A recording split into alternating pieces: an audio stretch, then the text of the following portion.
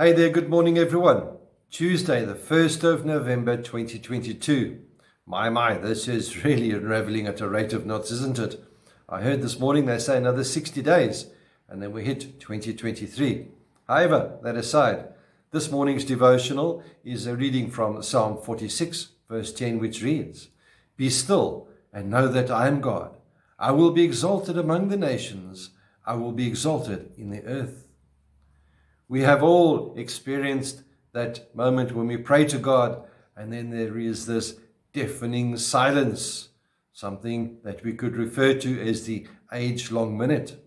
The age-long minute is something which seems like the skies are like brass and God is indifferent to your need, often during a time of intense struggle. Where are you, God, when I'm hurting?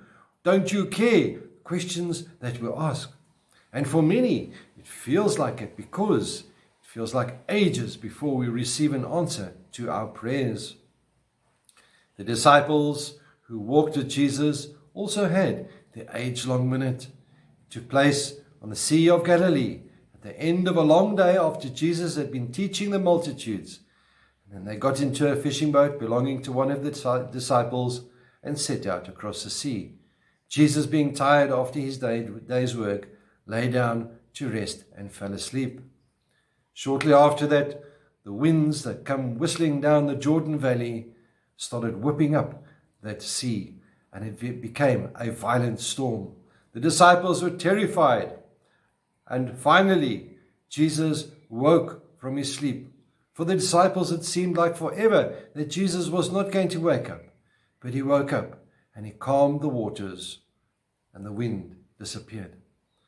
In times of need, this actual span of hours or days between the moment we call to God for his help and the answer is surely only a minute or so in the span of eternity. But in the hour of our need, it is an age-long minute. Amy Carmichael wrote, "Thou art my Lord who slept upon the pillow. Thou art my Lord who calmed the furious sea.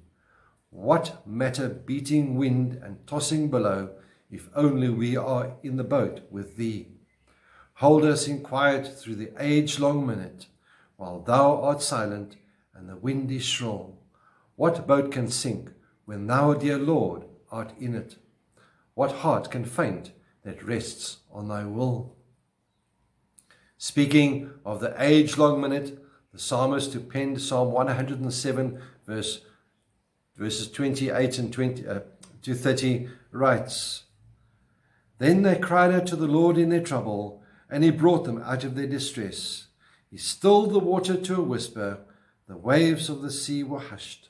They were glad when it grew calm, and he guided them to their desired haven." My dear friends, are you in the midst of an age-long minute right now? You've cried out for God's help, and you're still waiting for the answer? Don't despair. Don't give up. He is there and he will answer in his time.